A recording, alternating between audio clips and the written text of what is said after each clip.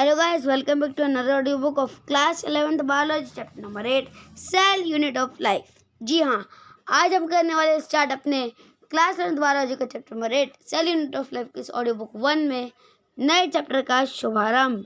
तो बिना किसी देर के चलिए स्टार्ट करते हैं। सेल यूनिट ऑफ लाइफ, हमें सेल से क्या पता चलता है? सेल जो है ये किसी भी बॉडी के लिविंग ऑर्गेनाइजेशन का बेसिक यूनिट होता है। यानी कि सेल मिलके टिश्यू बनाते हैं, टिश्यू मिलके टिश्यू सिस्टम बनाते हैं, टिश्यू सिस्टम मिलके ऑर्गन बनाते हैं, ऑर्गन मिलके ऑर्गन सिस्टम बनाते हैं और ऑर्गन सिस्टम मिलके ह्यूमन बॉडी का फॉर्मेशन करते हैं। When you look around, you see both living and non-living things. You must have wondered and asked yourself, what does it make a organism living, or what is it that an inanimate thing does not have, which a living thing has? The answer to this is presence of basic unit of life, cell in all living organisms. All organisms are composed of cells. जितने भी organisms होते हैं, जो भी अपन देखते हैं, वो सब सेल के composed होते हैं। Some are composed of single cell and are called unicellular organism, while other like us composed of many cells are called multicellular organism. कुछ सिंगल सेल के बने हुए रहते हैं जिनको यूनिसेलुलर ऑर्गेनिज्म कहते हैं, कुछ बहुत सारे सेल्स के मिलने से बनते हैं जिनको मल्टीसेलुलर ऑर्गेनिजम्स कहते हैं, जैसे कि हम। What is a cell? अब सेल क्या है, थोड़ा सोचो और बताओ। देखो, सेल जो है ये यूनिसेलुलर ऑर्गेनिज्म में, जो यूनिसेलुलर ऑर्गेनिजम्स होते हैं वो कैपेबल होते हैं अपने इंडिपेंडेंट एग्जिस्टेंस और लाइफ के एसेंशियल फंक्शंस को परफॉर्म करने के लिए। कैसे? यूनिसेलुलर होने के बावजूद इनके पास एक सेल तो है और वो एक सेल एक यूनिसेलुलर लिविंग ऑर्गेनिज्म में सारे फंक्शंस परफॉर्म करती है और इसलिए वो इंडिपेंडेंटली एग्जिस्ट कर सकते हैं। Anything less than a complete structure of cell does not ensure independent living. क्या सेल वाकई में सबसे छोटा स्ट्रक्चर है? नहीं, सेल के अंदर हमें कई चीज़ें देखने को मिलती हैं। Mitochondria, vacuole, Golgi body, Golgi apparatus, lysosome और सेंट्रियोम, सेंट्रियोल, सेंट्रोसोम्स। तो क्या सेल से छोटी चीज़ काफ़ी नहीं है किसी के जिंदा रहने के लिए? नहीं। जब हमारे सेल के सारे कंपोनेंट्स जैसे राइबोसोम है या फिर बात कर लो माइक्रोट्यूब्यूल्स की, है ना, यानी कि सेल मेम्ब्रेन वगैरह, ठीक है, या फिर जो अपन एंडोप्लाज्मिक रेटिकुलम देखते हैं, न्यूक्लियस देखते हैं, न्यूक्लियर एनवेलप देखते हैं माइटोकॉन्ड्रिया देखते हैं, राइबोसोम देखते हैं, chloroplast, cytoplasm, peroxisome, microtubule, smooth endoplasmic reticulum, nucleolus और क्या क्या है, लाइसोसोम है। ठीक है, ये सब मिलके एक सेल बनाते हैं और एक सेल इन सब के बिना सिंगल यूनिट ऑफ लाइफ नहीं मानी जाएगी, क्योंकि लाइसोसोम, वैक्यूल ये इंडिपेंडेंटली एग्जिस्ट नहीं कर सकते। Anything less than a complete structure of cell does not ensure independent living. Hence, cell is the fundamental structure and function unit of all living organisms. Anton von Leeuwenhoek first saw and described a cell. Antonie van Leeuwenhoek ने पहली बार एक living cell को खोजा था। Robert Brown later discovered the nucleus, और Robert Brown ने बाद में न्यूक्लियस की डिस्कवरी की थी। The invention of microscope and its improvement leading to electron microscope revealed all the structural details of the cell. और माइक्रोस्कोप के साथ साथ इलेक्ट्रॉन माइक्रोस्कोप की डिस्कवरी ने सेल के अंदर के कई रहस्यों के बारे में जानकारी दी। 8.2 cell theory. In 1838, Matthew Sheldon, German botanist, examined a large number of plants. इन्होंने बहुत सारे प्लांट्स का एग्जामिनेशन किया and observed that all plants are composed of different kind of cell which form tissue of plant. और देखा कि जो plant है वो डिफरेंट तरीके के सेल से बने हैं जो टिश्यू का फॉर्मेशन करते हैं प्लांट में। At about the same time, उसी समय, थियोडोर श्वान, a British zoologist, studied different type of animal cell and reported that cell had thin outer layer which is today known as plasma membrane. दूसरी तरफ श्वान ने, ठीक है, क्या किया, स्टडी किया एनिमल सेल कर बताया कि उनके पास एक आउटर लेयर पाई जाती है जिसे प्लाज्मा मेम्ब्रेन कहते हैं। He also concluded based on his study on plant tissue that presence of cell wall is unique character of plant cell. क्योंकि प्लांट सेल में सेल वॉल पाई जाती है, लेकिन एनिमल सेल में सिर्फ प्लाज्मा मेम्ब्रेन होती है, यानी कि सेल मेम्ब्रेन कह सकते हैं उसको। तो वो प्लांट सेल में सेल वॉल और सेल मेम्ब्रेन दोनों पाई जाती हैं, और एनिमल सेल में सिर्फ सेल मेम्ब्रेन पाई जाती है। क्यों? सीधा साधा एग्जांपल दे रहा हूँ। जब तुम सब्जी लेने जाते हो तो कभी कभार एक ही पन्नी के अंदर बहुत सारी सब्जी ले लेते हो, तो पन्नी फट ना जाए इसके लिए सब्जी वाला तुमको एक और पन्नी लगा के दे देता है। उसी पन्नी में अलग से एक पन्नी देने की जगह, अलग से एक और पन्नी में सब्जी डालने की जगह उसी पन्नी के ऊपर एक और पन्नी डाल देता है। प्लांट का भी कुछ ऐसा ही हाल है। प्लांट की body skin, muscle, skeletal system से ढकी हुई नहीं है जैसे हमारी है, इसलिए प्लांट को सिंगल की जगह डबल प्रोटेक्शन की ज़रूरत रहती है।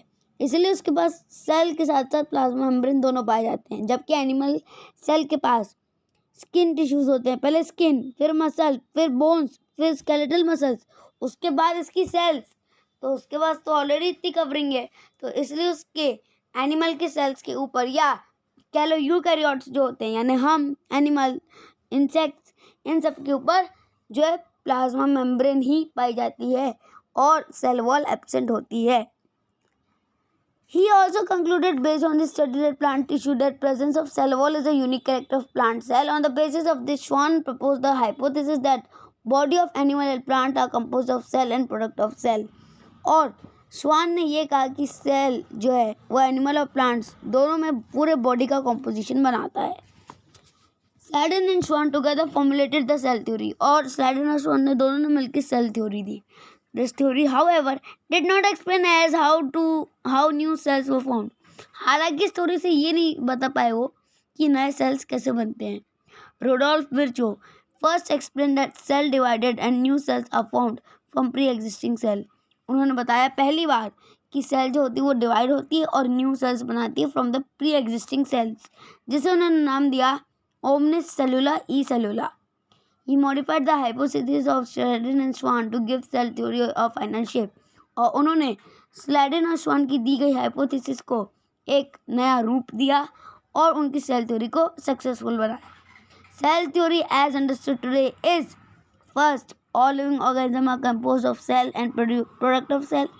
सेल थ्योरी ये कहती है आज की डेट में कि सारे लिविंग ऑर्गेनिज्म सेल्स से बने हुए रहते हैं, उनके प्रोडक्ट्स भी।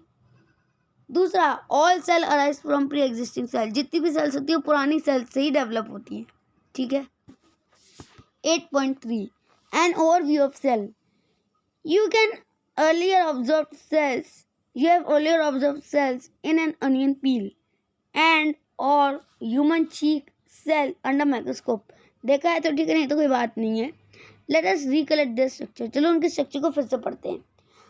The onion cell, which is typical plant cell, has distinct cell wall as its outer boundary and just within it is the cell membrane. Onion cell या plant cell के ऊपर cell wall होती है जिसके just अंदर cell membrane होती है। Cell of human cheek have outer membrane as delimiting structure of cell, जबकि human cheeks में एक cell membrane होती है जो delimiting structure होती है। Inside each cell is a dense membrane bound structure called nucleus, और हर सेल के अंदर डेंस न्यूक्लियस से, डेंस साइटोप्लाज्म से भरा हुआ, डेंस मेम्ब्रेन से भरा हुआ एक स्ट्रक्चर होता है जिसे न्यूक्लियस कहते हैं। This nucleus contain chromosome which in turn contain genetic material. इस न्यूक्लियस के पास क्रोमोसोम होता है जिसके अंदर जेनेटिक मटेरियल पाया जाता है जिसे हम डीएनए कहते हैं। Cell that have membrane bound nuclei are called eukaryotic. जिन सेल के पास मेम्ब्रेन होती है न्यूक्लियाई के ऊपर उसे यूकैरियोटिक कहते हैं, जबकि cell like membrane bound nucleus are prokaryotic. वो सेल जिनके पास सेल मेम्ब्रेन नहीं होती उनके सेल ऑर्गेनेल्स पे वो प्रोकैरियोटिक कहलाते हैं। In both prokaryotic and eukaryotic cell semi fluid matrix called cytoplasma occupy volume of cell. Cytoplasma जो है सेल का वॉल्यूम ऑक्यूपाई करता है। क्यों? अब देखो, अगर एक केस इमेजिन करो, तुम गए हो बाहर एक टूर पे, ठीक है, 2 दिन की टूर पे गए हो। लौटते समय तुम वहाँ से बाज़ार से हो रहे थे, तुम्हारी मम्मी ने फ़ोन किया कि वहाँ बहुत अच्छे ग्लास मिलते हैं कांच के, सुंदर सुंदर, तो वो लेके आना। तुमने कहा ठीक है मम्मी मैं ले आऊँगा। अब मान लो कि वो जो कांच के ग्लास का बॉक्स है वो सेल की मेम्ब्रेन है, ठीक है। जिस बॉक्स के अंदर कांच के ग्लास रखे हैं वो सेल की मेम्ब्रेन है। तो कांच के ग्लास को बाहर की चीज़ों से तो प्रोटेक्शन मिल जाएगा, पत्थर है या कोई जानवर वगैरह से ठुक जाएगा डब्बा, तो भी उतना फर्क नहीं पड़ेगा अंदर, है ना। लेकिन अगर कांच के बॉक्स के अंदर तुमने देखा होगा जितने भी कांच वाला आइटम रहते हैं उनको थर्माकोल के थ्रू पैक करके दिया जाता है। क्यों? क्योंकि वैसा ही कुछ प्लांट की सेल के साथ रहता है या अपनी सेल के साथ रहता है।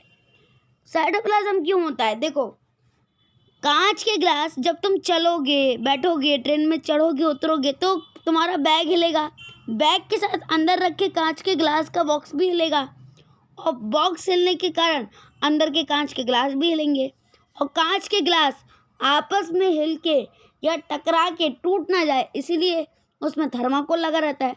उसी तरह हमारे बॉडी की सेल 24 घंटे मूवमेंट दिखाती रहती है, कभी ये काम, कभी वो काम, कभी हमें ही चोट लग जाती है। तो छोटे मोटे जर्क से हमारे सेल के अंदर पाए जाने वाले ऑर्गेनल्स आपस में टकरा के टूट ना जाए, इसलिए प्लांट और एनिमल सेल के अंदर जो खाली स्पेस होती है वहाँ पे एक फ्लूइड जिसे साइटोप्लाज्म कहते हैं वो भरा हुआ रहता है। समझ गए? Cytoplasm is the main area of cellular activity. यहाँ तक कि ये साइटोप्लाज्मा ही होता है जिसके अंदर सारी की सारी सेलुलर एक्टिविटीज होती है सेल की। Various chemical reaction occur in it to keep the cell as in living state. और इसी साइटोप्लाज्मा के अंदर सेल की केमिकल एक्टिविटीज भी होती है जिसकी वजह से सेल जिंदा रहती है। Besides the nucleus, eukaryotic cells have other membrane-bound distinct structure called organelles. सिवाय न्यूक्लियस के जो यूकैरियोटिक्स की सेल होती है यानी इंसानों की या जानवरों की, उसमें बजाय न्यूक्लियस के और भी चीज़ें पाई जाती हैं जिन्हें सेल ऑर्गेनेल्स या ऑर्गेनेल्स कहते हैं, जैसे endoplasmic reticulum, Golgi complex, lysosome, mitochondria, microbodies, vacuole. ठीक है, the prokaryotic cell lack such membrane bound organelle. लेकिन जो प्लांट की सेल होती है यानी कि प्रोकैरियोटिक सेल, उसमें ये सब नहीं पाए जाते। ठीक है, ribosome are non membrane bound organelles found in all cell, both eukaryotic as well as prokaryotic. Ribosome जो होता है वो यूकैरियोटिक और प्रोकैरियोटिक दोनों पाए जाते हैं। ऐसा नहीं है कुछ भी नहीं पाया जाता प्लांट सेल के अंदर, सेल ऑर्गेनल्स में से कुछ पाए जाते हैं लेकिन कुछ नहीं। जैसे ribosome non membrane bound organelle होता है जो यूकैरियोटिक और प्रोकैरियोटिक दोनों की सेल्स में पाया जाता है। Within the cell ribosome are found not only in cytoplasma but also within the two organelles chloroplast and mitochondria and on rough ER. सिवाय सेल ऑर्गेनल्स, सिवाय साइटोप्लाज्मा में कुछ सेल ऑर्गेनल्स के अंदर भी राइबोसोम पाया जाता है। जैसे कि प्लांट के अंदर जो क्लोरोप्लास्ट है ये एक सेल ऑर्गेनल है, इसके अंदर राइबोसोम पाया जाता है। हमारे बॉडी के अंदर माइटोकॉन्ड्रिया है, उसके अंदर राइबोसोम पाया जाता है। हमारे बॉडी के अंदर रफ एंडोप्लाज्मिक रेटिकुलम है सेल के अंदर, उसके अंदर राइबोसोम पाया जाता है। Animal cell contain another non membrane bound organelle called centrosome which help in cell division. Centrosome जो होता है वो सेल डिवीजन में हेल्प करता है और एक से ज़्यादा सेल बनाने में हेल्प करता है। Cell differ greatly in size, shape and activity. Size के, शेप के और एक्टिविटी के बेसिस पे सेल ग्रेटली डिफर करती है एक दूसरे से। For example microplasma smallest cell are only 0.3 micrometer in length. अगर साइज की बात करें तो दुनिया की सबसे छोटी सेल है माइक्रोप्लाज्मा, जिसकी लेंथ 0.3 माइक्रोमीटर है, जबकि बैक्टीरिया की 3 से 5 माइक्रोमीटर की होती है। Largest isolated single cell is egg of an ostrich. और जो सबसे बड़ा सेल पाया गया है दुनिया का वो है ऑस्ट्रिच का एग, शुतुरमुर्ग का अंडा, ऑस्ट्रिच का अंडा। Among multicellular organism human red blood cell are about 7.0 micrometer in diameter. अगर सारे सेल्स की जगह ह्यूमन केस में बात करें तो ह्यूमंस में रेड ब्लड सेल जो होती है उसका जो डायमीटर होता है वो 7.0 माइक्रोमीटर का होता है, जबकि नर्व सेल जो होती है वो सबसे लंबी सेल होती है। Nerve cells are some of the longest cell. Cell also very greatly in shape, और सेल शेप के केस में भी बहुत ग्रेटली वेरी करती है। जैसे दे में भी डिस्क लाइक, डिस्क जैसी हो सकती है, पॉलीगोनल, पॉलीगन की शेप की हो सकती है, कॉलुमिनार, कॉलुमिनार की शेप की हो सकती है। कॉलुमिनार जैसे जो फिगर 8.1 दिया है ना उसमें देखो जो तीसरा फिगर दिया है, सबसे पहले रेड ब्लड सेल, फिर वाइट ब्लड सेल, फिर कोलुमिनार एपिथेलियल सेल, ऐसी दिखती है। शेप कोलुमिनार का ऐसा रहता है, फिर क्यूबॉइड, थ्रेड लाइक और इवन इरेगुलर। इन सब टाइप की सेल्स के बारे में अपन स्ट्रक्चरल ऑर्गेनाइजेशन एनिमल्स में ऑलरेडी पढ़ चुके हैं, जो कि पिछला चैप्टर था कॉकरोच वाला। नहीं देखा है तो देख के आओ प्लीज, ठीक है। 8.4 prokaryotic cell. The prokaryotic cell are represented by bacteria, blue-green algae, mycoplasma and pleuropneumonia-like organism means PPLO। जो प्रोकैरियोटिक सेल्स होती हैं ये ज़्यादातर bacteria, blue green algae, mycoplasma और प्लूरोनिमोनिया लाइक ऑर्गेनिजम्स में पाई जाती है। They are generally smaller and multiply more rapidly than eukaryotic cell. Eukaryotic cell की बजाय ये जो प्रोकैरियोटिक सेल होती हैं ज़्यादा जल्दी जो होती हैं सेल डिवीजन करती हैं। They may vary greatly in shape and size. अब सेल है, शेप और साइज में तो ग्रेटली वेरी करेगी। 4 basic shape of bacteria are bacillus, coccus, vibrio and spirillum. भाई rapid fire question. Bacillus means rod shape, coccus spherical shape, vibrio comma shape and spirillum spiral shape की bacteria के बारे में अपन ने किस चैप्टर में पढ़ा है? टॉपिक, चैप्टर और क्लास कमेंट करो इंस्टा के मेरे चैनल मतलब अकाउंट पे जो कि मेरे ही नाम का है, विक्रमादित्य _AHERRAO एहराओ, ठीक है। किसी भी एक वीडियो में तुरंत कमेंट करके बताना कि सेल यूनिट ऑफ लाइफ के फर्स्ट ऑडियो बुक के इस क्वेश्चन का सवाल ये है, उसका जवाब ये है, ठीक है। देखता हूँ कितनों को याद है कितनों को नहीं है। क्या आंसर क्या देना है? क्वेश्चन है बैसिलस, कोकस, विब्रियो और स्पाइरल शेप के बारे में अपन ने और किस चैप्टर में पढ़ा है, कौन सी क्लास का है, कौन सा चैप्टर है, कौन सा टॉपिक है, कमेंट करके बताना, ठीक है। आगे बढ़ते हैं। Organisation of prokaryotic cell is fundamentally similar even though prokaryotes exhibit wide variety of shape and function. जो ऑर्गेनाइजेशन है प्रोकैरियोटिक सेल का वो काफ़ी सिमिलर होता है, बजाय इसके कि उनका शेप और फंक्शन बहुत ग्रेटली डिफर करता है, आपस में बहुत वैरायटीज पाई जाती हैं। All prokaryotes have cell wall surrounding the cell membrane except in mycoplasma। Mycoplasma को छोड़ के सारी सेल के पास सेल मेम्ब्रेन पाई जाती है और सेल वॉल पाई जाती है। The fluid matrix filling the cell is the cytoplasma। जो फ्लूइड मैट्रिक्स सेल को भर देता है उसे कहते हैं cytoplasma. There is no well defined nucleus. इनके पास वेल डिफाइंड न्यूक्लियस नहीं होती। किसके पास? माइकोप्लाज्मा के पास। Genetic material is basically naked, यानी जो है नॉर्मल आंखों से देखा जा सकता है। Not enveloped by nuclear membrane, ये न्यूक्लियर मेम्ब्रेन द्वारा ढका हुआ नहीं रहता। In addition to genomic DNA जो कि सिंगल क्रोमोसोम या सर्कुलर हो सकता है। Many bacteria have small circular DNA outside the genomic DNA. The smaller DNA are called plasmid. जो छोटे छोटे डीएनए होते हैं ना उनको प्लाज्मिड कहते हैं।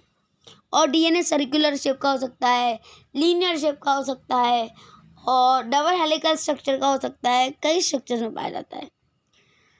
ह्यूमंस में किस स्ट्रक्चर का होता है ये कमेंट करके बताना। Plasmid DNA confers certain unique phenotypic character to such bacteria. जो प्लाज्मिड का डीएनए होता है वो कई तरीके के फिनोटाइपिक कैरेक्टर जो कि बहुत यूनिक होते हैं वो इन बैक्टीरियाज में देखने को मिलते हैं। One such character is resistant to antibiotics.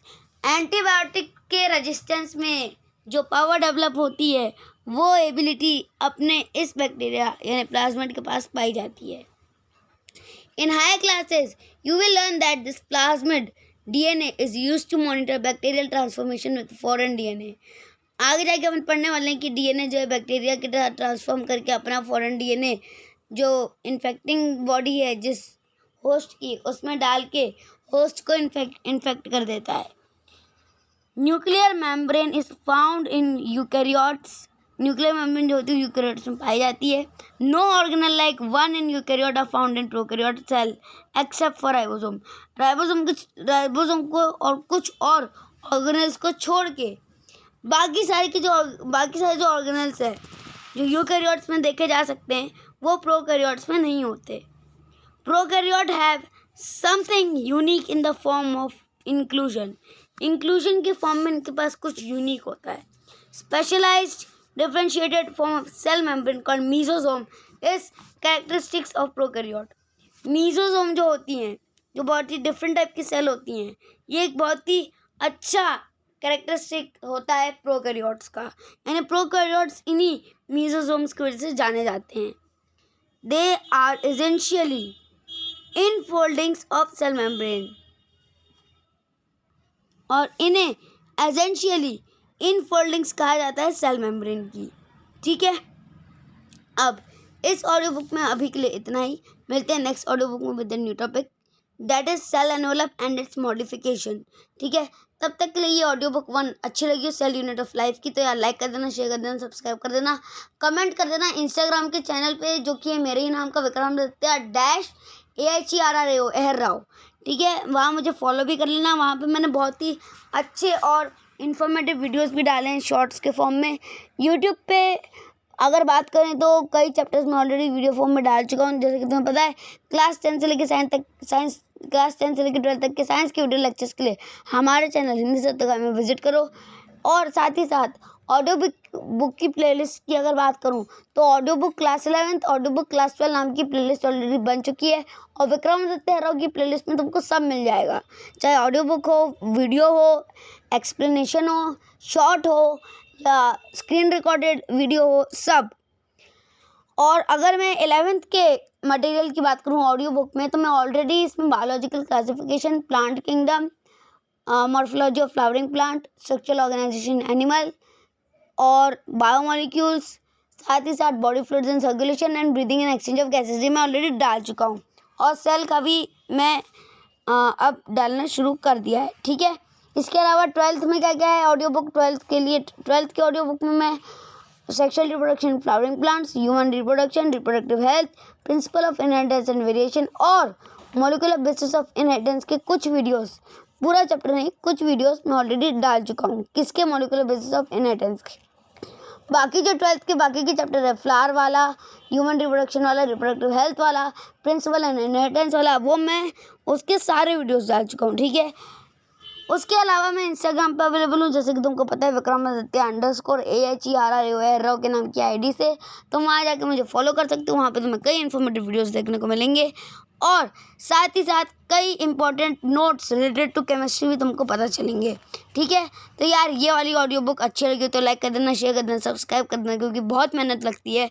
ठीक है, और उसी के साथ मैं विक्रमादित्य एहर राव लेता हूँ तुमसे टाटा, बाय बाय. मिलते हैं नेक्स्ट ऑडियो बुक में. तब तक के लिए stay safe, stay healthy, Om Sairam and bye. और वीडियो अच्छी लगी तो like, subscribe and share. Thank you. Stay safe, stay healthy, Om Sairam and bye.